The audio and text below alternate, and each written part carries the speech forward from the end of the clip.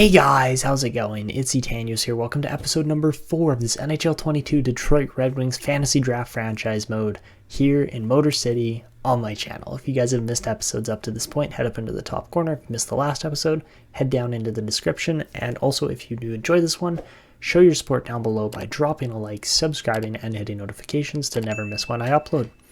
So last season, the Red Wings were able to put up a fairly decent record. It wasn't terrible. Our Red Wings team actually did surprisingly well. They put up a 90-point season and missed the playoffs, finishing 15th place in the league, it's rough because that means we're in a really good division, but at the same time, teams like Dallas and Nashville made the playoffs, and I just don't understand how that works. So that happened. That's the way it is. We can't really do anything about it. But our Grand Rapids Griffins put up a 60-18-4 record to finish first place in the entire league. So very impressive there.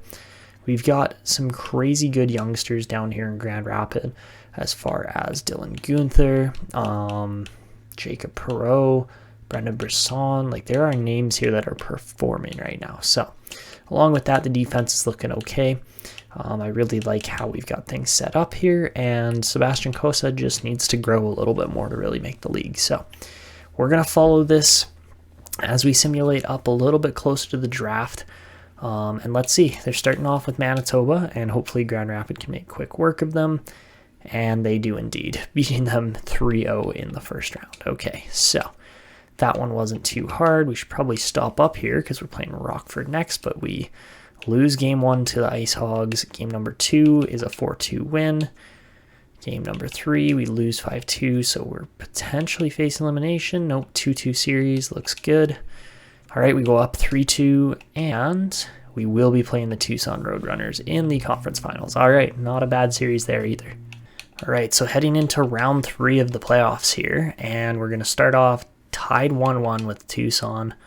Not terrible, but not great, and we are out in 6 games to the Tucson Roadrunners. They beat us there, and they'll take on the Laval Rocket in the in the Calder Cup finals. But, not a particularly terrible playoffs from our team. It could have been a little bit better, but overall, the Grand Rapids Griffins make it to the conference finals, and we can't really ask too much more of that apart from actually winning the Calder Cup, which would have been nice. But, we're getting close to the draft now. All right, and your champions this year are the Vegas Golden Knights and the Tucson Roadrunners, as Vegas defeats the Pittsburgh Penguins in 7 games there in the conference finals. Lucas Raymond's up to an 89 potentially. Very good seasons here from both of the Cup winners. Vegas goes through pretty much everybody. They were close against Pittsburgh, but that was it. They made it through the East with the West with just 2 losses, and Tucson made it through with quite a few more. They lost 5 games getting to the conference finals, and then only 1 more against Laval, but we gave them a run for their money and didn't quite get the job done. All right, guys, so this year on the Lottery Bedard sweepstakes, looks like Vancouver's going to land the number 1 pick. We're going to try to acquire it just because Bedard's such a ridiculous player. And apart from that, let's get to retirees, figure out who we're taking in this draft, and go from there. All right, so this year for retiring players, we're going to see Chara retire. Same with Parise, Eriksson, and a bunch of other guys there. I mean, it's funny that we traded away Chara, and all of a sudden, he's he retires right after. We essentially just got free picks off of him, so that's pretty good. All right, so retiring scouts and coaches this year. We're not going to see too many, and let's get to this draft. All right, guys, so looking at our trade block here, and I'm not entirely sure who we're going to be moving, what we're going to be doing. Oh, Shane Wright's up to a franchise potential. That's beautiful. All right, that's what we like to see. Okay, I really like the direction this team is heading in, but at the same time, it is very possible that we could try to make a move here to make this team even better by acquiring a player like Connor Bedard, and I think we should. I just don't think we're going to see it. This isn't going to be the same Connor Bedard that was in the Quebec franchise mode, because this is a since roster edited Connor Bedard that's high franchise potential, is probably going to be NHL ready to, make the leap to the league right away, and is going to make an impact. So I'm Might take him a year or two to really get going, but I want to see if we can find a deal here with the Vancouver Canucks. So it's going to be a pretty big turnover in exchange for Bedard, but I'm willing to pay it. And let's see what we could get here. So Seider and Whiting, not great. Lambos and Cossa, also not great. But what if we take Cossa out of this deal and try other goalies or something else here? So maybe we go with Whiting. Don't get me wrong, he grew pretty decently. I would actually like to hold on to him, but what if we go instead with skaters matching the block? They want all defensemen. Oh boy. Okay, so what if we go Korchinski, Forsmark, and maybe like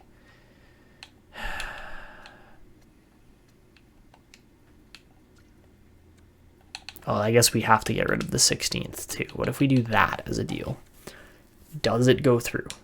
Yes, it does. Let's go. Okay, that is a massive deal. That is a huge, huge deal for this team because Connor Bedard is going to be a ridiculous talent. So, the other trade I want to make here is with the Winnipeg Jets. I want that first pick of the second round. Reason being is because it's not a first round pick, but it's still a decent pick overall. So I would be willing to give up, maybe not Bordeleau, maybe Brisson. Because essentially what we're doing is we just traded away 3 defensemen, like 3 decent prospect defensemen. So I'm trying to acquire another D-man with this pick at 33, so it doesn't make sense to trade away Buium. But Matthew Knies might be the player that we trade just because he's the lowest. Oh, he's 77 rated still. So we could go with Knies. We could go with, who else was in there? It was either Knies, Brisson, or Bordeleau. And Bordeleau's actually the worst out of those 3. Don't get me wrong. A 76-point season is pretty impressive. Better than Brisson's season, despite the fact that he's better overall rated. I really like Bordeleau as a player, though. Like, I think he could put up ridiculous numbers in the near future. So I think we're going to go with Brandt and Brisson. Okay, let's do that. We're bringing in a ridiculous center in Bedard here right away. So yeah, let's go with Brisson in exchange for the 33rd overall pick. Pretty straightforward 1-for-1 deal. All right, so without too much further ado, unless we can really find a deal here, which we might be able to, but we might not. I do think that some of these later rounds are going to be, just from what I've seen in the draft so far, I do think some of these later rounds are going to be pretty barren. So what I think I want to do is I want to go with pretty much just our 6th rounders, I'm thinking.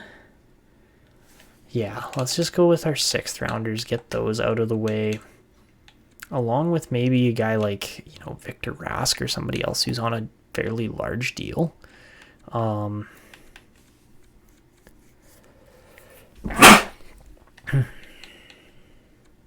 Yeah, let's go with Rask as well as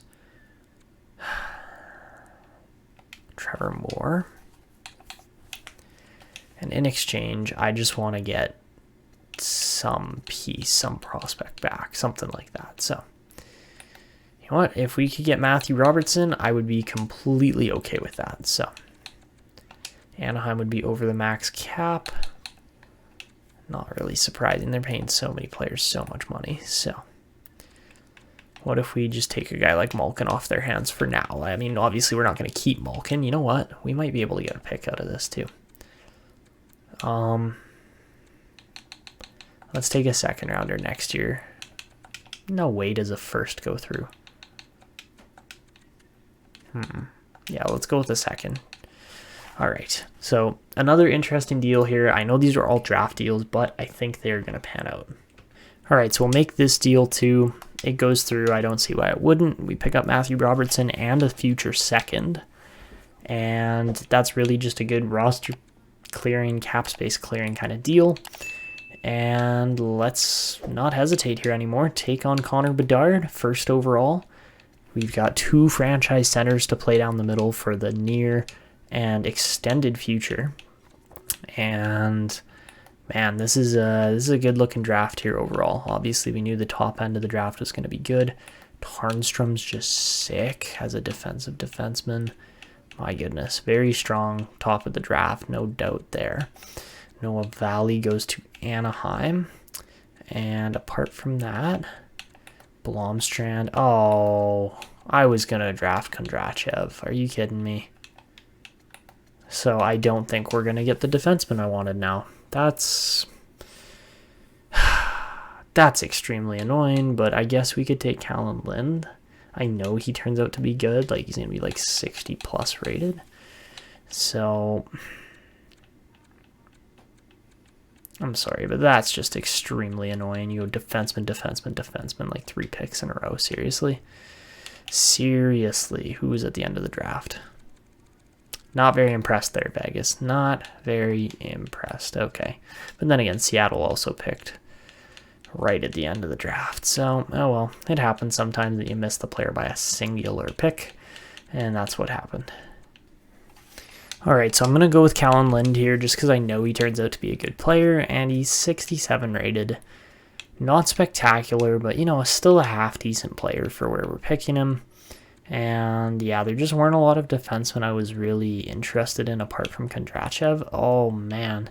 Gene Moss would have been a really good two-way forward as well.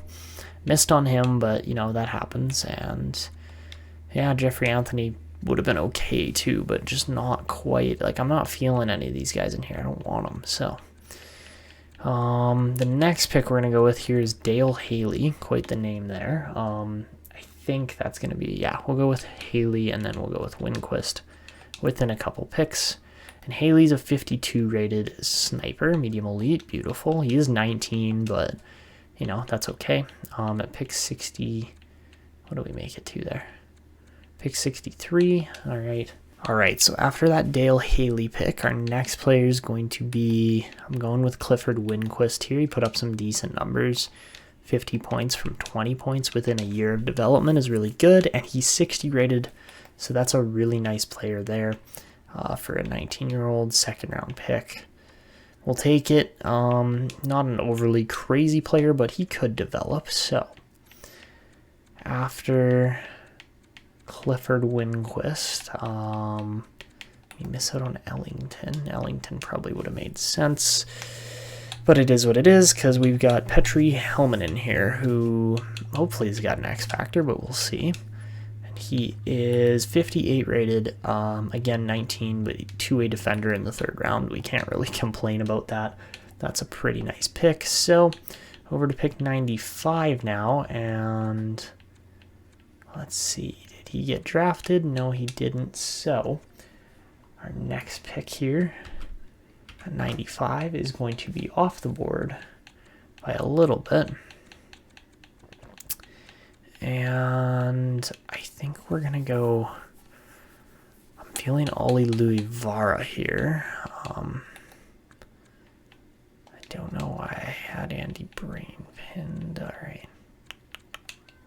Lepisto, though, might actually turn out. He didn't put up crazy numbers, but interesting looking player there. I might actually take Lepisto here coming up too. So first things first, let's go with Louis Vara and see how he turns out. All right, so Olli Louis Vara, guaranteed two-way forward, and he's 50 rated. He's a low elite two-way forward, so not particularly bad, but also a little on the low rating side, but he is just 18, so for a third round pick, we'll see if he can develop a little bit better. But over to pick number 112 now. And I think this is where we're going to go with Lepisto, if I'm not mistaken. Yeah, okay, so I'm taking Joachim Lepisto, hoping he's going to be a low elite, and he is. Beautiful. Playmaking, 6'3" left winger. He's huge, and looks like a really decent player there. Okay, so we're over to 141. Rogalski's a high fringe starter. Not a lot of really crazy picks throughout here so far. And Zykov, okay. Oh, Brain was a decent player too. 60 rated sniper. He is a little on the small side, but that's okay. And yeah, it's been an interesting draft. We landed some decent players, and hopefully more will keep panning out. I'm not feeling Kelly Boldy, just because he's 19. I'm thinking there was another guy in here that I wanted instead. Was it Typolus? No.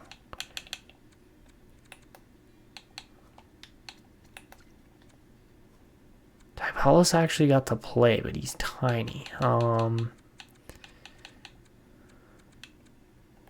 reason I had Tamura pinned is because he's 6'6". He's absolutely massive. And he made a big point jump in production. Same kind of thing with Takashi here. 2 to 40 points within a year is pretty insane.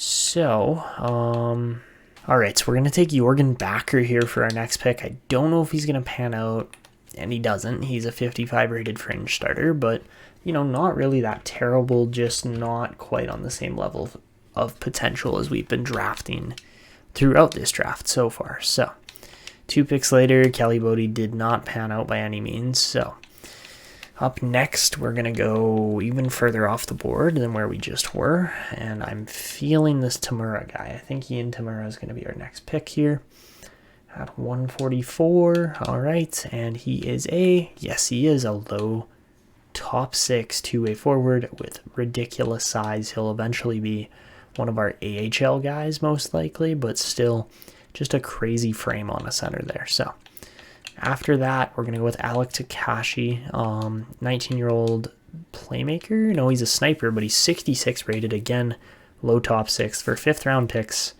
I'll take it. These guys are pretty decent back-to-back. You know, we could actually make a pretty sick line out of those two. So, skipping over round 6 because I wasn't really feeling it. Round 7 is off to a bit of a terrible start. Typolus was a medium starter over a fringe, so that kind of sucks. Ovalstad was okay.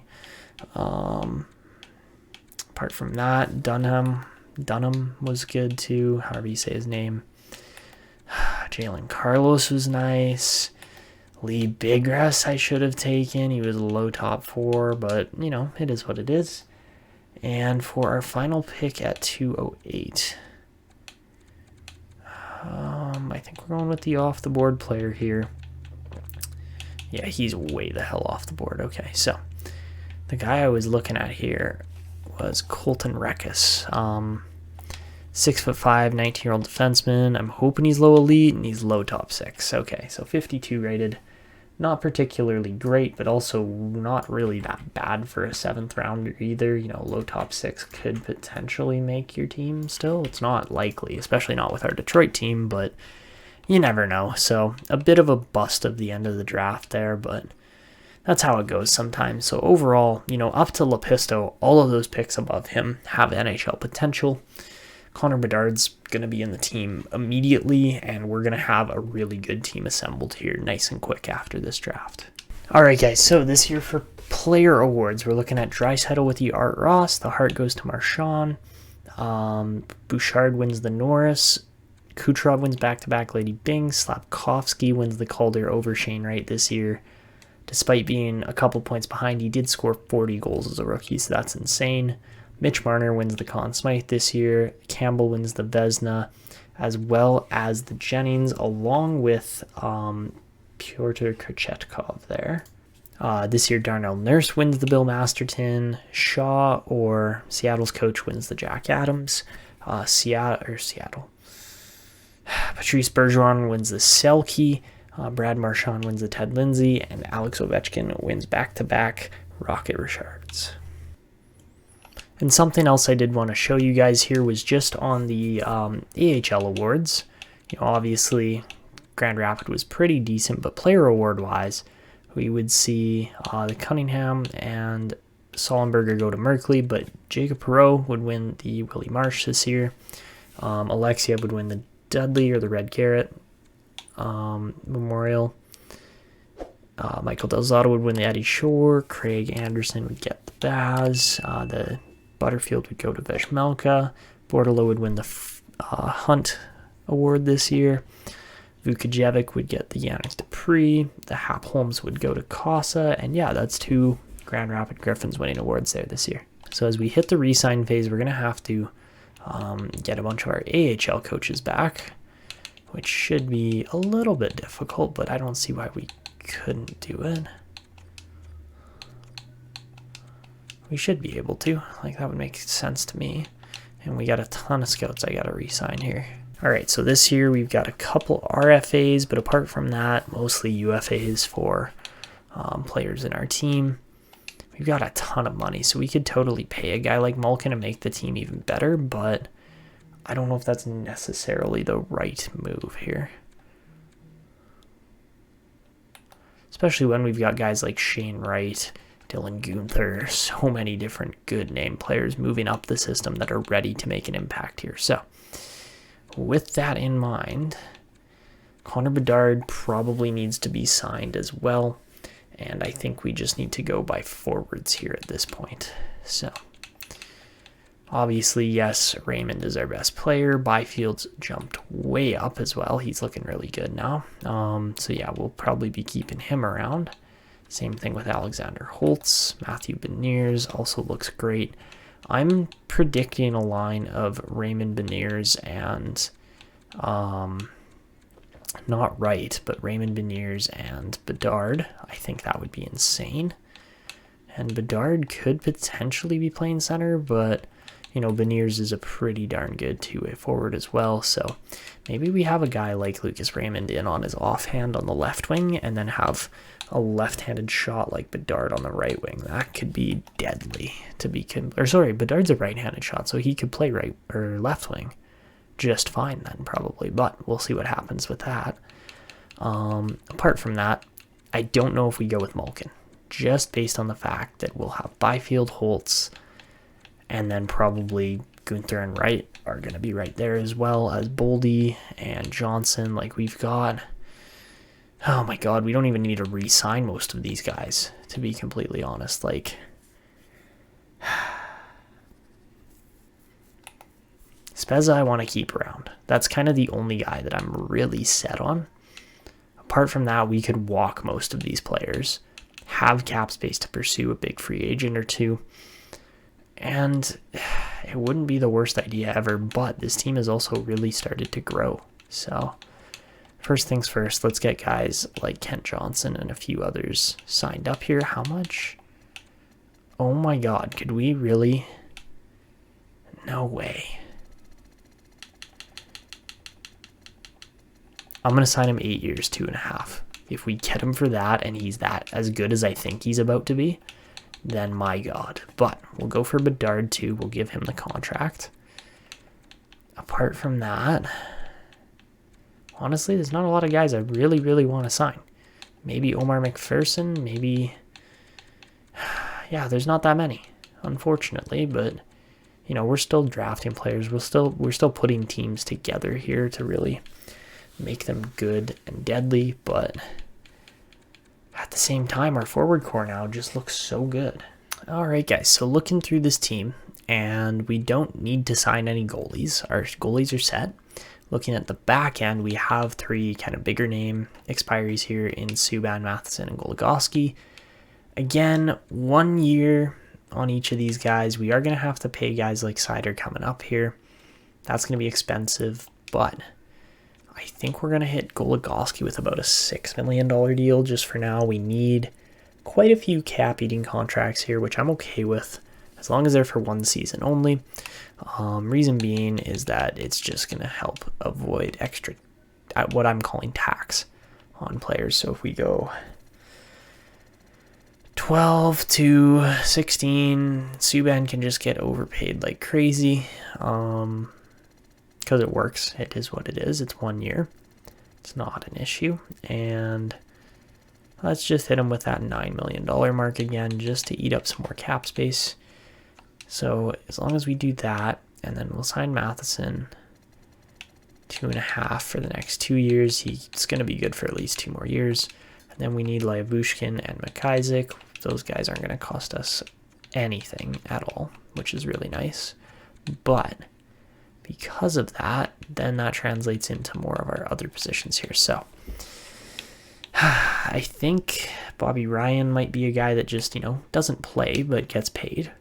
That could very well be the case here. Hornqvist has been okay for us, but I just don't see a need to sign him back when we've got other guys coming up the system that are going to fill pretty much the exact role that he would be playing as a second to third line scorer. So with that in mind, how much does he want and how much term? Okay, that's not bad. We could probably do that for Hornqvist. So let's just release Bobby Ryan. He's gone. We'll go $5 million for 1 year on Hornqvist because why not? Pay Patrick off. He's been good for us. And then, of course, we'll sign Josh Archibald. Nice, easy left winger to sign there. Or right winger to sign, sorry. On the left wing, Kubalik I want back. We'll give him 2.5 again for the next 2 seasons. Jeff Skinner, I don't know if we're going to bring Skinner back. He's probably going to get left behind, left in the dust, whatever you want to call it, because I just don't see us re-signing him. Arturi Lehkonen, let's give him 2.5. He's been grinding it out in the AHL. He's a great player, and we want to hold on to him just for a little bit longer. Another 1-year deal here on a guy like Zach Aston Reese, $3 million, $3 million. It is what it is. And then we got some bigger contracts here we got to go with. So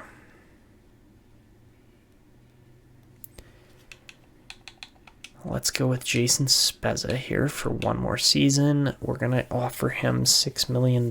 He's been quite good for this team, and he's very likely going to be playing third line center behind a guy like Shane Wright, who is going to be good. Apart from that, Nick Bjugstad will be another AHL signing. We'll get him back. And then after that, that's pretty much it. We're hoping to see Tristan Love grow a little bit more. Don't get me wrong, he had a pretty decent season, jump-wise and scoring-wise, but apart from that, we still got our 4 centers in the minors there. We don't really need more than that.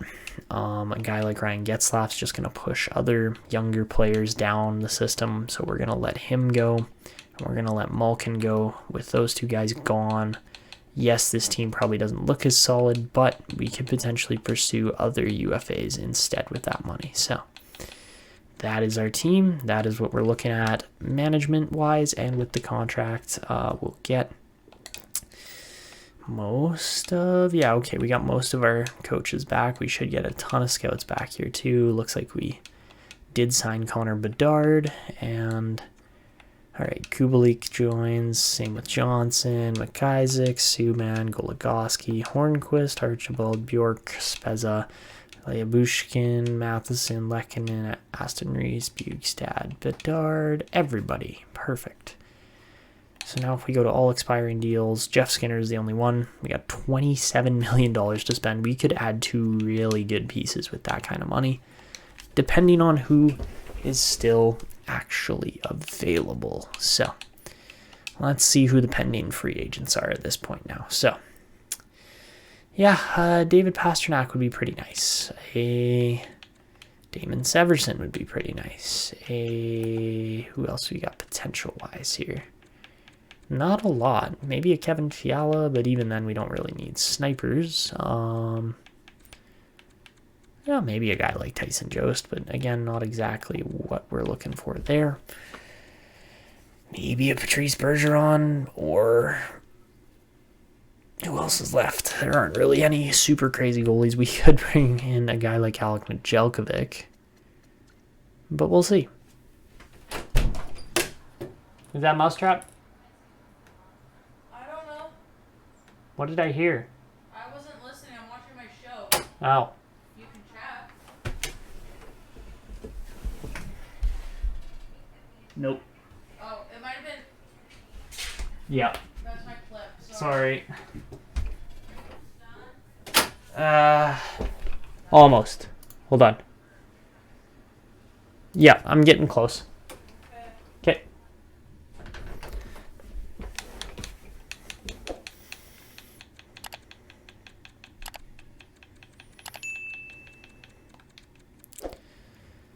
All right, so let's get over to free agency, see who's still available, if we could potentially pursue a guy like David Pastrnak, or what's going to happen here, because this team could really use a little boost like that. So we don't get Patrick Kayanek back, but that's okay. And trade block wise, we're going to have some of the youngsters on there that we don't really want to let go of necessarily. They're going to start filling out our bottom six over the next year or two here, but free agency wise, going into what is our second, going to be third season here, Matthew Barzal is the biggest name available. Unfortunately, at 89 overall, he's an RFA. Same thing with Matthew Tkachuk.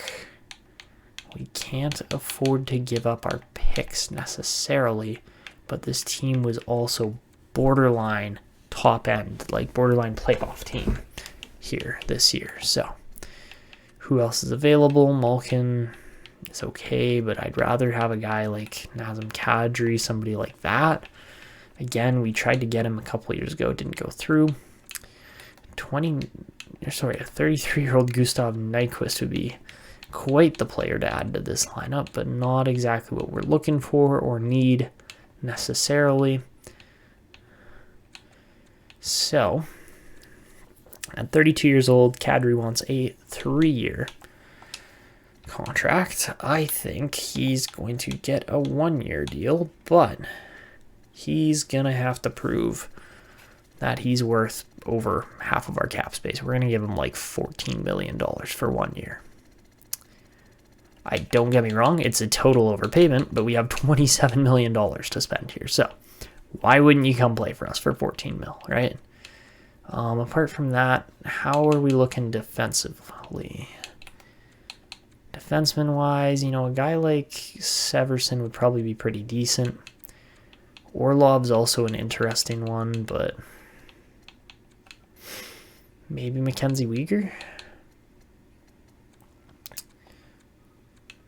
Or Matt Dumoulin. Dumoulin actually looks really decent, so I think we're going to go with Severson.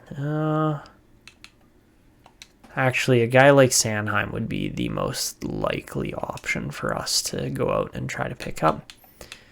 Again, we'll do 1 year. It's going to be like $13 million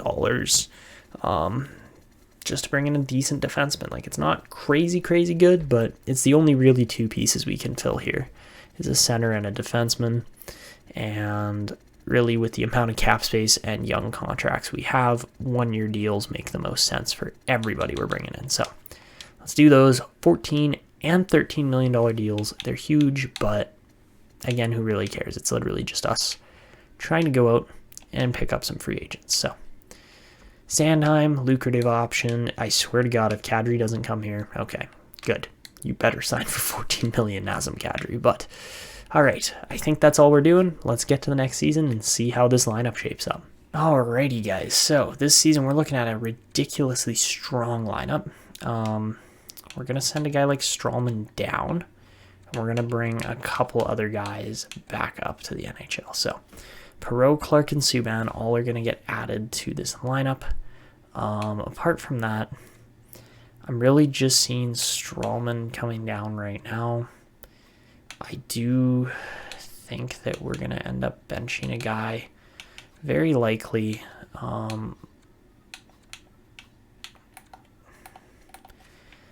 Not like Bedard. Bedard's going to grow fast. We're going to give him crazy good minutes. But, no, I think a guy like Michael Rasmussen, he just hasn't really grown. Could be a guy that we potentially have to move down to the minors if necessary. And we're sending 3 up for 1 down. That makes sense. Okay, so we'll do Strawman, and I mean, it makes sense to keep 1 defenseman for now, so we will send Rasmussen down, and let's check out these lines. this is the team we're going with. I know it looks a little bit wonky because Connor Bedard's on the first line, but really, I think this team is going to absolutely dominate the league within, maybe not this year, but within a year or two. It's going to be ridiculous. So, this is the team. Like, look at our fourth line. Our fourth line is barely a fourth line. It's just about a second line. So, yeah, I don't know why Beniers has dropped down to like a... I don't know why he's dropped down to a third line scoring role, but he has, and I'm not changing it because his +5s on the board and +1s. It looks really good. The defense also looks extremely good. Just, you know, crazy good players throughout here. And honestly, I think this team is going to make the playoffs this year. Like, this upcoming season, I don't see why they wouldn't. We got 2 +5 power play units, +1 4-mans, +5 +2 PKs, and +1 and 0 3-mans. So yeah, it's looking really good. Just, yeah, I've got nothing else to say here apart from the team looks really good. The only thing I might do here is try to add an X factor to a guy like Slafkovsky or Subban potentially, just so that we can put a guy like Brandt Clarke in this lineup, because he is better, but his chemistry doesn't fit, which sucks because, to be honest, I think a guy like Carson Lambos would have fit that mold perfectly. And when we go and look at a search, like a player search of a guy like Carson Lambos, he's probably going to be like 81, 82 rated, to be completely honest.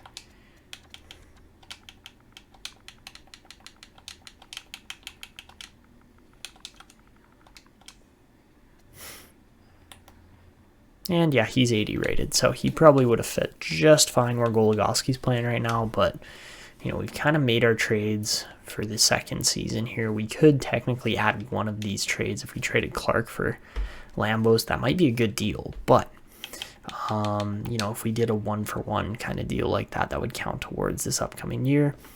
And there's still a guy like Aaron Kiviaru on the board that, you know, we could add to our defensive scheme instead, who would be ridiculously good. Maybe even a guy like Rickard Engren or somebody like that would be a better fit, but who knows, right? Like, this draft class coming up is going to be an interesting one. I'm just kind of hitting the scouts as we go here, but yeah, you never know exactly where guys are going to end up and how generated players are going to turn out, because every now and then those generated players turn out to be beasts. So, don't get me wrong. Guys like Quinton and really... this Orlando binaural guy is very likely got to be a franchise player too, because Kiviaru is a franchise. Quinton is a high elite, so we'll see. We'll see what happens here, but it could be quite the draft coming up here too that we might want to get in on again, just to really build this team to that cup contender point and really add that one extra piece to help contribute on offense and just put up absurd numbers. So that's where we're at. As far as the AHL goes, I didn't put quite as much work into the lineup, but it's still a very good group of players. I got a +5 there with Bork, Bordeleau, and Coronato. Matthew Knies, keep an eye on him. He could be scoring quite a bit too if we, you know, give him the right minutes. And I could not get a better defensive scheme fit than this. Unfortunately, I just don't understand how it went to a -3. But we'll see what happens with that. So that is what we're looking at. Sebastian Cossa, 80 rated, should be in the league within the next season or so here, and then he will very likely replace a big name contract like Marc-Andre Fleury, who's on his final legs of his contract, to be honest. And yeah, that's where we're at. So that's where we're going to wrap this one up. If you guys enjoyed, make sure to go down below, drop a like, subscribe, hit notifications, and of course show your support by leaving comments on the video. But that is going to be it for me. This is Etanios signing out, and until next time.